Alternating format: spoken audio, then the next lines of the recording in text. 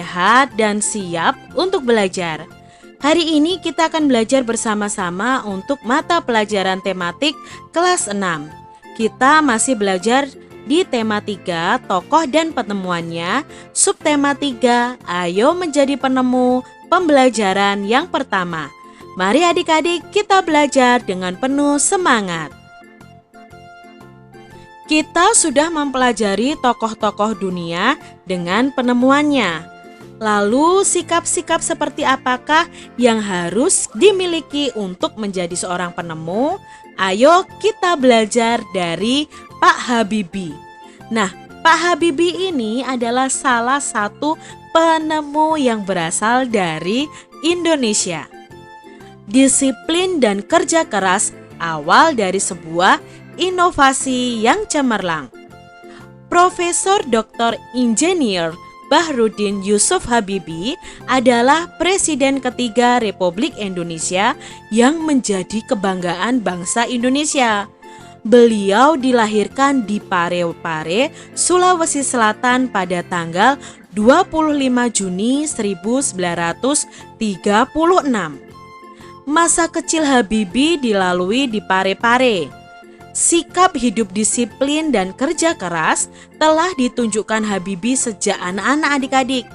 Ia memiliki semangat yang tinggi pada ilmu pengetahuan dan teknologi. Ia melanjutkan SMA di Bandung dan prestasinya itu selalu menonjol, terutama pada pelajaran IPA dan matematika. Perjuangan keras di perantauan didukung oleh kemauan keras untuk belajar. Selepas SMA, beliau masuk di ITB, Institut Teknologi Bandung. Kemudian mendapatkan beasiswa untuk melanjutkan kuliah di Jerman, jurusan konstruksi pesawat terbang. Ia bertekad bulat untuk bekerja keras dan harus sukses. Habibie selalu menggunakan musim liburannya dengan bekerja mencari uang untuk membeli buku sebagai pendukung sekolahnya. Wah, hebat ya Pak Habibie ini adik-adik ya.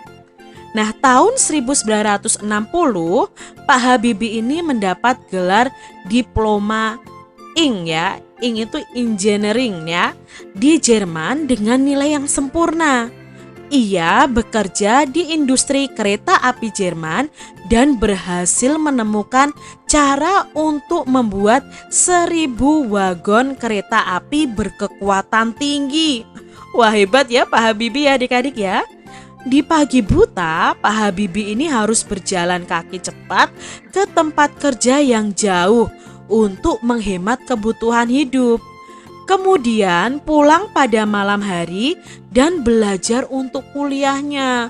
Wow, perjuangannya sangat keras ya adik-adik ya. Tahun 1965, Pak Habibie ini mendapat gelar Doktor Insinyur dengan nilai yang sangat sempurna adik-adik. Wah, perlu kita contoh ya perjuangan keras dari Pak Habibie ini. Buah dari kerja kerasnya, Pak Habibie kemudian bekerja di industri pesawat terbang di Jerman. Karena sikap disiplin dan kerja kerasnya, karirnya terus naik hingga dipercaya menjadi vice president ya, sekaligus direktur dan penasihat senior bidang teknologi. Ia menjadi satu-satunya orang Asia yang berhasil menduduki jabatan bergengsi di perusahaan pesawat terbang Jerman. Wow, sangat amazing ya adik-adik ya. Sangat luar biasa Pak Habibie ini. Kecintaannya pada tanah air. Lalu tahun 1968 Pak Habibie mengundang 40 insinyur Indonesia untuk bekerja di Jerman guna mempersiapkan keterampilan dan pengalaman mereka dalam membuat produk industri dirgantara, maritim, dan darat di tanah air. Lalu tahun 1974 Habibie diminta pulang ke tanah air dan menjadi penasihat pemerintah di bidang teknologi pesawat terbang. Ia menjadi Menteri Negara Riset dan Teknologi hingga menjadi Wakil Presiden dan Presiden RI ketiga. Ini ya adik-adik ya, betapa Pak Habibie itu sangat mencintai tanah airnya Indonesia. Prestasi cemerlang buah dari disiplin dan kerja keras. Habibie ini menyumbang berbagai penemuan dan sejumlah teori di bidang konstruksi pesawat terbang seperti Habibie Factor, Habibie Theorem, dan Habibie Method.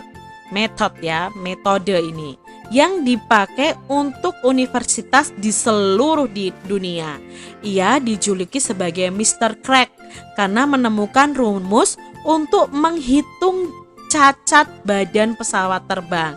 Ia juga menerima banyak penghargaan adik-adik dan prestasinya diakui dari berbagai lembaga internasional seperti Jerman, Inggris, Swedia, Prancis, dan Amerika Serikat, serta menerima penghargaan yang hampir setara dengan hadiah Nobel. Wah, keren sekali Pak Habibie ini ya. Sungguh prestasinya sangat cemerlang karena buah dari disiplinnya. Dari dia kecil, dia disiplin dan kerja keras adik-adik. Lalu Pak Habibie ini dijuluki sebagai Bapak Teknologi Indonesia. Tahun 1976, Habibie mendirikan industri pesawat terbang pertama di kawasan Asia Tenggara, yaitu PT Nurtonio dan industri strategis lainnya. Industri binaannya berhasil memproduksi pesawat terbang, wow, helikopter, wow, senjata, keren, amunisi, wah bagus, mantap ya, kapal, tank, panser, water cannon, kendaraan RPPM, kendaraan tempur, dan masih banyak lagi baik untuk keperluan sipil maupun militer. Wah, hebat ya Pak Habibie ini adik-adik. Semakin kagum ya dengan Bapak Teknologi Indonesia ini. Nah, di tingkat dunia, Habibie ini terlibat sebagai di berbagai proyek desain dan konstruksi pesawat terbang seperti Fokker, pesawat angkut militer, jet eksekutif, Airbus, pesawat angkut dengan teknologi mendarat dan lepas landas seperti vertikal, CN235, CN250. Selain itu, Habibie secara tidak langsung ikut terlibat dalam proyek perhitungan dan desain helikopter, pesawat tempur multifungsi, beberapa peluru kendali, dan satelit di tingkat dunia. Keren ya adik-adik ya, Pak Habibie ini prestasinya sungguh luar biasa.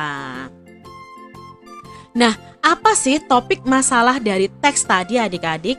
Nah, teks tadi itu berisi tentang biografi dari Pak Bahrudin Yusuf Habibie, menceritakan perjalanan hidup dari Pak Yusuf Habibie. Nah, di sini apakah teks tersebut dalam jenis teks eksplanasi ilmiah? Jelaskan dan beri contohnya. Itu bukan teks eksplanasi ilmiah, karena eksplanasi ilmiah itu adalah isi dari fenomena sesuatu adik-adik. Nah, tadi itu merupakan rentetan cerita, peristiwa penting dari seorang tokoh, maka disebut dengan biografi. Hal ini bisa ditunjukkan pada paragraf 2-6 yang berisi cerita tentang masa kecil Habibie hingga menjadi Bapak Teknologi Indonesia. Apa pesan yang ingin disampaikan penulis melalui teks tersebut? Nah, pesannya kunci sukses dari Pak Habibie tadi adalah disiplin, semangat yang tinggi, dan kerja keras. Cermati kembali pensil si kecil yang amat penting. Ini pada pembelajaran sebelumnya adik-adik. Kita sudah menemukan kata-kata yang bercetak miring ya. Nah, ini adalah kata-kata yang bercetak miring yang kemarin kita sebutkan ya, gimana sih bikin modern, zaman, dipakai, gampang, terus dibikin, ngembangkan, buat, hancurkan, sama, banget, kalau nggak ada, bakal, waktu lagi, nggak bisa bikin. Ini kata-kata yang ada dalam teks bacaan si kecil pensil itu tadi ya adik-adik ya. Apakah kosakata tersebut telah sesuai dengan Pedoman Umum Ejaan Bahasa Indonesia atau PUEBI? Tentunya belum adik-adik, karena penulisannya bukan seperti itu. Itu bukan bahasa baku adik-adik. Lalu di mana dan kapan biasanya kita bisa menggunakan kosakata yang tadi? Nah, kosakata yang tadi itu biasanya kita gunakan dalam percakapan sehari-hari kita dengan orang-orang yang setara, yang dalam situasi atau acara yang tidak formal adik-adik. Kalau dalam acara formal kita tidak boleh menggunakan kata-kata yang tidak baku seperti itu adik-adik. Nah, berikutnya, kapan saat kita menggunakan kosakata tersebut dan saat kapan kita sebaiknya tidak menggunakan kosakata yang tadi adik-adik. Nah, kosakata tadi mungkin bisa kita gunakan dalam pergaulan sehari-hari dengan berbicara dengan orang yang mungkin sesama umurnya, itu bisa kita gunakan. Tetapi kosakata tadi tidak bisa digunakan saat kita berbicara secara formal atau resmi. Ya, misalnya pada rapat, pidato, dan lain sebagainya. Nah, kalian tentu masih ingat tentang kata baku atau kosakata baku. Kosakata baku adalah kosakata yang penulisannya harus sesuai dengan Pedoman Umum Ejaan Bahasa Indonesia. Sebaliknya, kosakata non baku adalah kosakata yang penulisannya tidak sesuai dengan Pedoman Umum Ejaan Bahasa Indonesia. Kosakata baku itu wajib digunakan dalam tulisan atau percakapan pada acara-acara formal. Sedangkan untuk yang non baku atau tidak baku itu biasanya untuk percakapan non formal, seperti saat kita berbicara kepada teman dalam kehidupan sehari-hari. Nah, ciri-ciri kata baku atau kosakata baku itu tidak dipengaruhi bahasa daerah tertentu, tidak dipengaruhi bahasa asing, bukan untuk bahasa percakapan. Pemakaian imbuhan pada kata itu bersifat eksplisit. Pemakaian kata sesuai dengan konteks kalimatnya. Kata baku itu bukan kata rancu. Lalu pengertian kata tidak baku. Nah, kata tidak baku itu merupakan kebalikan dari kata baku ya. Berarti yang tidak sesuai dengan aturan atau kaidah berbahasa Indonesia yang baik. Nah, ketidakbakuan sebuah bahasa tidak hanya tidak hanya ditentukan dengan penulisan yang tidak sesuai pedoman, namun juga bisa terjadi karena salah tulisan, pengucapan yang salah, dan susunan kalimat yang tidak sesuai. Kalimat tidak baku itu lebih sering digunakan untuk percakapan sehari-hari karena terkesan lebih santai dan tidak kaku. Nah, kata tidak baku juga dapat digunakan saat berdiskusi, membahas suatu hal bersama teman atau keluarga. Nah, ciri-ciri dari kata tidak baku adalah: pertama, umumnya digunakan dalam bahasa sehari-hari, lalu dipengaruhi oleh bahasa asing dan bahasa daerah. Dipengaruhi juga dengan perkembangan zaman. Bentuknya bisa berubah-ubah, tetapi memiliki arti yang sama meski terlihat beda dengan bahasa baku. Nah, di sini kata-kata non baku tadi kita akan cari tahu artinya dan kita cari tahu kosakata bakunya. Seperti gimana sih? Nah, gimana sih itu bukan baku adik-adik, itu non baku. Kosakata bakunya adalah bagaimana.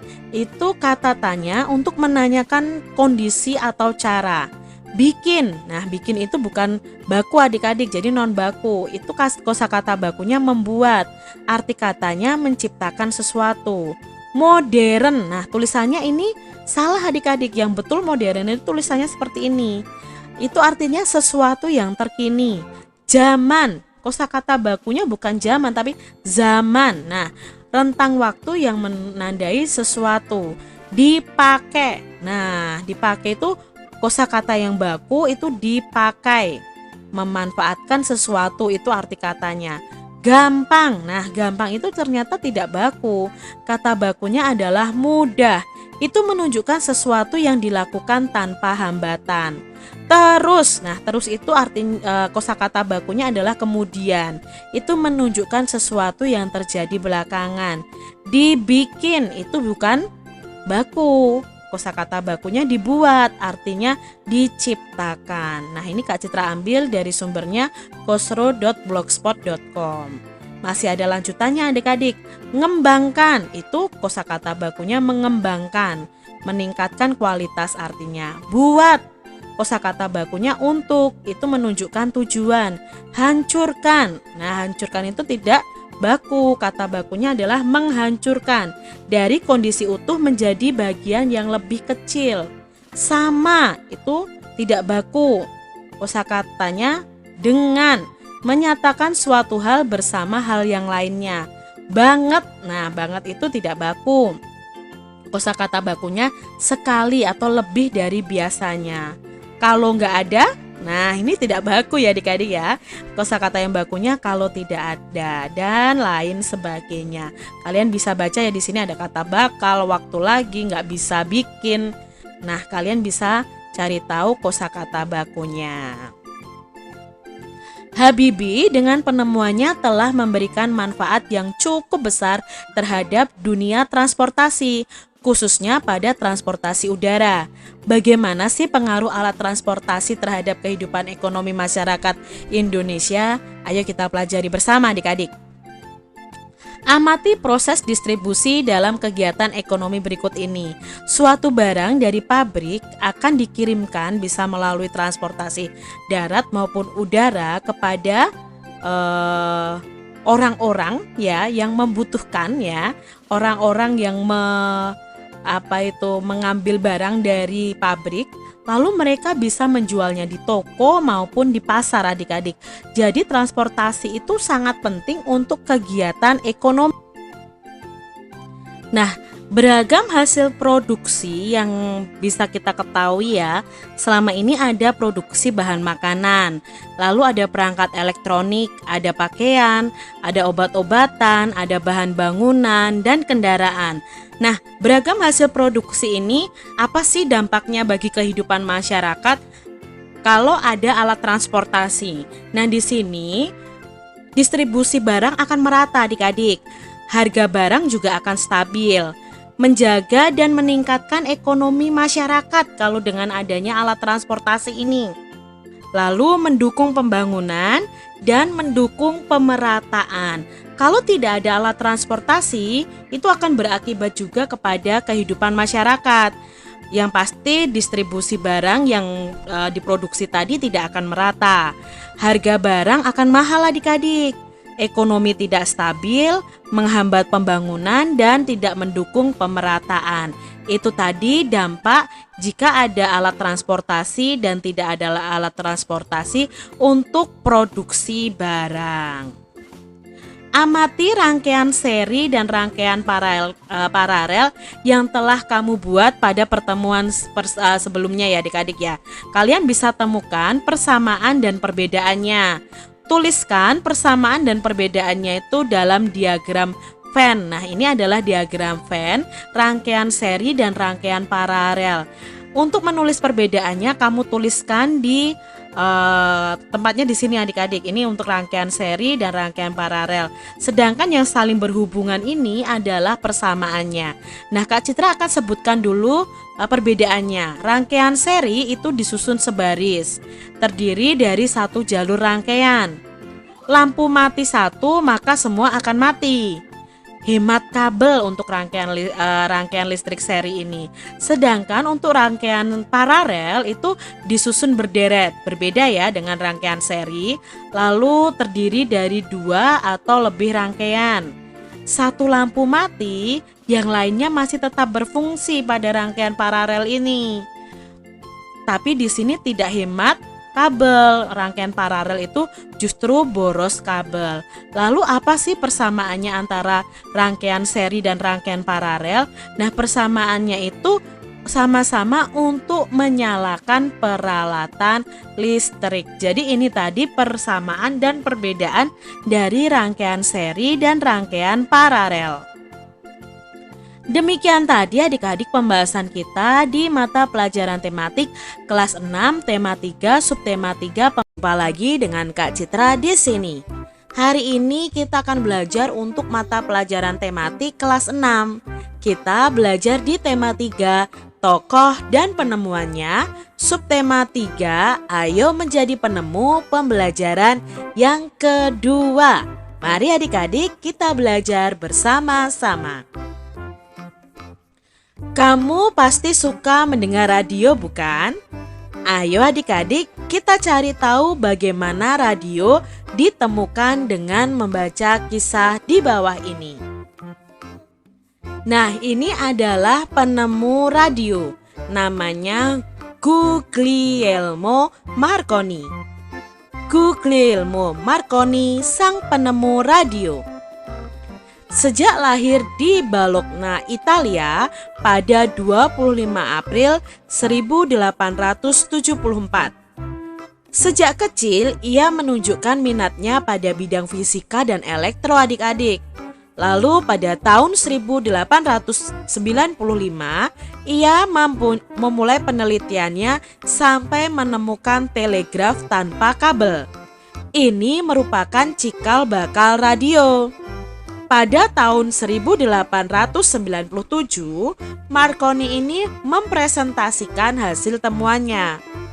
Alat komunikasi dengan menggunakan sinyal tanpa kabel yang mampu menjangkau jarak 19,3 km.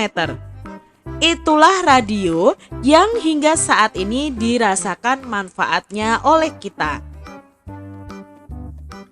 Tahun 1901, Marconi berhasil membuktikan bahwa gelombang tanpa kabel temuannya tidak akan terganggu oleh lekukan bumi. Ia menyebarkan sinyal radio pertama sejauh 3.380 km sampai menyeberangi Samudra Atlantik. Penelitian Marconi ini terus berkembang adik-adik. Selain pemancar radio, ia menemukan perangkat komunikasi lain yang menggunakan gelombang tanpa kabel, yaitu telegram, radio, dan teknologi radar. Atas jasa yang sangat bermanfaat bagi perkembangan ilmu pengetahuan, Marconi ini menerima banyak sekali penghargaan adik-adik. Penghargaan antara lain Nobel di bidang fisika dan gelar kehormatan dari Kaisar Rusia. Nah, itu tadi tentang penemu radio. Adik-adik semuanya, menurutmu apa dampak penemuan dari Marconi bagi warga dunia tadi adik-adik? Tentunya penemuannya itu telegraf, telegram, radio itu sangat bermanfaat ya adik-adik ya. Nah, dampaknya adalah manusia dapat berkomunikasi menggunakan radio, lalu bisa mengirim pesan menggunakan telegraf waktu itu ya, dan mendeteksi posisi pesawat menggunakan teknologi radar. Ketiga hal tersebut dapat dilakukan dari jarak jauh. Lalu, apa yang akan terjadi bila Marconi tadi tidak menemukan radio adik-adik? Apa ya yang akan terjadi? Tentunya yang terjadi zaman dahulu manusia tidak akan bisa berkomunikasi dan tidak bisa menyebarkan informasi serta tidak bisa mendengarkan lagu lewat radio. Lani suka sekali mendengarkan berbagai lagu dari stasiun radio. Ketika Lani mendengarkan radio di kamarnya, volume suara radio itu keras hingga adiknya yang sedang belajar merasa terganggu adik-adik. Nah, ini gambarnya. Lani menyalakan radio dengan volume yang keras, padahal adiknya sedang belajar. Menurut adik-adik semua, apakah Lani sudah menggunakan hak dan kewajibannya secara seimbang? Nah, Lani ini belum melaksanakan atau menggunakan hak dan kewajibannya secara seimbang. Meskipun Lani itu berhak mendengarkan lagu dari radio, tetapi Lani juga mempunyai kewajiban untuk mendukung adiknya dalam hal pendidikan atau membantu adiknya belajar. Nah, di sini Lani belum memikirkan kewajibannya untuk mendukung adiknya belajar. Ya, meskipun Lani punya hak mendengarkan radio, adik Lani juga mempunyai hak untuk belajar dengan nyaman. Hak Lani dibatasi oleh hak orang lain. Lani harus bertanggung jawab menggunakan haknya. Selain itu, setiap anggota keluarga mempunyai kewajiban untuk menjaga kenyamanan di rumahnya masing-masing adik-adik. Nah, adik-adik, berilah pendapatmu tentang kegiatan berikut ini. Apakah kegiatan berikut ini sudah melaksanakan hak dan kewajibannya dengan tanggung jawab? Nah, Kak Citra punya gambarnya yang pertama ini adik-adik. Wah, ada gambar anak SD naik sepeda motor berboncengan 3 lagi. Menurut adik-adik, apakah sudah menggunakan hak dengan tanggung jawab gambar tersebut? Belum adik-adik, karena mereka belum cukup umur untuk memiliki hak berkendara.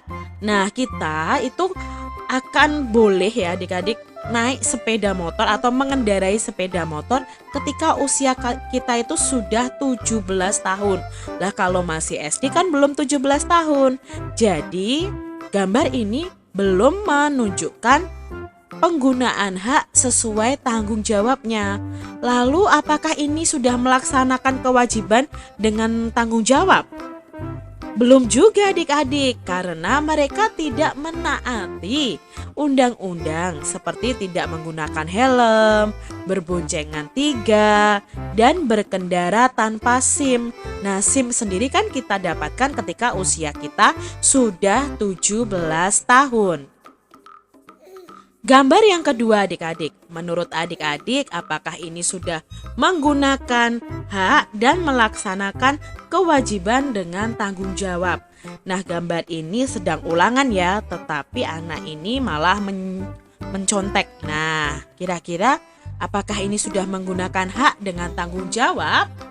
Tentunya belum, karena ia mewujudkan haknya mendapatkan nilai tinggi itu dengan mencontek. Kita punya hak kok adik-adik untuk mendapatkan nilai yang tinggi, tetapi tidak dengan mencontek.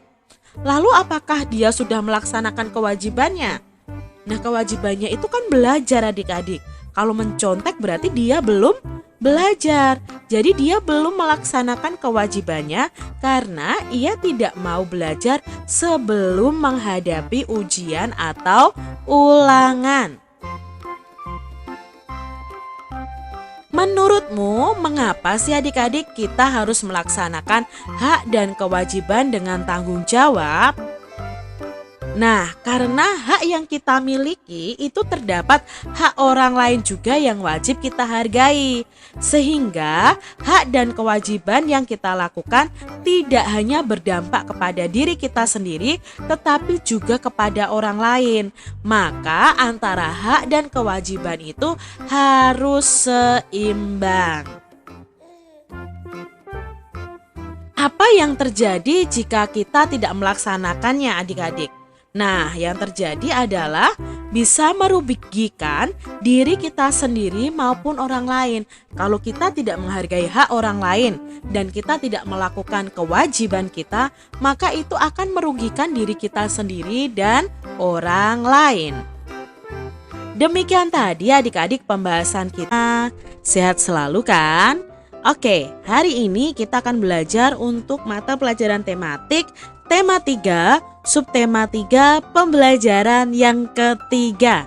Mari adik-adik kita belajar dengan penuh semangat. Adik-adik, untuk menjadi seorang penemu, kita harus memiliki tubuh yang sehat. Sekarang kita akan melanjutkan latihan kebugaran ya adik-adik. Tentunya kalian masih ingat ya tentang latihan kebugaran. Nah, latihan kebugaran ini bertujuan supaya tubuh kita lebih sehat dan kuat. Juga kita bisa belajar meningkatkan kecepatan, kekuatan, dan kelincahan. Nah, di sini ada beberapa jenis permainan yang bisa kalian mainkan bersama teman-teman kalian. Yang pertama adalah lomba melompati rintangan kardus. Jadi, kalian bisa menata beberapa kardus, tentunya diberi jarak ya adik-adik. Lalu kalian berusaha melompati rintangan kardus tersebut. Kalian juga bisa berlomba dengan teman-teman kalian melewati ban. Nah, ini ya adik-adik ya, melompati, melewati ban. Nah, adik-adik siapa yang paling cepat dia yang pemenangnya adik-adik. Lalu kalian juga bisa melatih kelincahan kalian, kekuatan otot kalian dengan lomba balap karung mau maju atau mundur adik-adik. Jadi kalian bisa melatih kekuatan otot kaki kalian bersama dengan teman-teman. Nah, adik-adik semuanya, baca teks eksplanasi berikut dengan teliti. Mari kita simak teks eksplanasi berikut adik-adik. Nah, teks eksplanasi ini berjudul Rangkaian Lampu di Kelasku. Rangkaian listrik seri dan paralel banyak dilakukan buat penerangan di berbagai tempat. Rangkaian seri sering banget kita lihat pada hiasan pohon Natal atau hiasan pada pohon-pohon besar di sepanjang jalan raya. Pada dasarnya, dalam kehidupan sehari-hari, terutama di rumah adik-adik, rangkaian listrik yang mengakomodir arus energi buat penerangan adalah merupakan gabungan dari rangkaian listrik seri dan paralel. Ya, paralel ini. Rangkaian ini dikenal dengan nama rangkaian listrik campuran. Dengan demikian, kedua jenis rangkaian ini akan saling melengkapi satu sama lainnya. Seperti halnya lampu di kelasku yang menggunakan rangkaian listrik campuran. Terdapat 3 buah saklar dengan 4 buah lampu di kelas. Saat saklar pertama ya, S1 itu artinya saklar pertama yang ini adik-adik, dinyalakan, maka yang menyala hanya lampu L1 ini. Lalu saat saklar S2 dinyalakan, maka hanya lampu S2 saja, lampu L2 saja yang menyala. Nah, saat saklar 3 atau S3-nya dinyalakan, maka hanya lampu 3 dan lampu 4 saja yang menyala. Dengan kondisi tersebut, maka rangkaian seri pada lampu di kelas adalah rangkaian lampu L3 dan L4. Sedangkan L1, L2, L3, dan L4 ini termasuk dalam rangkaian paralel. Rangkaian paralel akan sangat membantu sekali penghematan biaya listrik karena kita tidak perlu menyalakan semua lampu saat cuaca tidak terlalu gelap. Kita hanya perlu untuk dapat menyalakan lampu sesuai kebutuhan. Nah, ini tadi teks eksplanasi ya tentang rangkaian seri dan paralel. Nah, adik-adik kalian sudah tahu bahwa rangkaian seri dan rangkaian paralel kita sudah pelajari di pembelajaran sebelumnya. Cermati kembali teks eksplanasi tersebut. Temukan kosakata non baku dan kalimat tidak efektif dalam teks, lalu kita perbaiki adik-adik. Nah, adik-adik bisa menuliskannya dalam tabel seperti ini adik-adik. Adik-adik tentunya masih ingat tentang kosakata baku dan kosakata non baku serta kalimat efektif dan kalimat tidak efektif karena kita sudah pelajari pada pembelajaran sebelumnya. Nah, di sini Kak Citra punya 2 contoh kosakata non baku dan kalimat tidak efektif yang terdapat pada bacaan tadi adik-adik. Kalian bisa menemukan yang lain ya. Nah, yang pertama kosakata non bakunya adalah dipakai. Nah, itu kosakata bakunya harusnya dipakai. ya. Lalu ada kosakata non baku buat ya tadi ya. Lalu kosakata bakunya adalah untuk adik-adik. Jadi bukan buat ya. Ini buat kamu. Seharusnya ini untuk kamu. Nah, seperti itu adik-adik. Lalu di sini Kak Citra juga menemukan kalimat tidak efektif. Pada kalimat rangkaian seri sering banget kita lihat pada hiasan pohon Natal atau hiasan pada pohon-pohon besar di sepanjang jalan raya.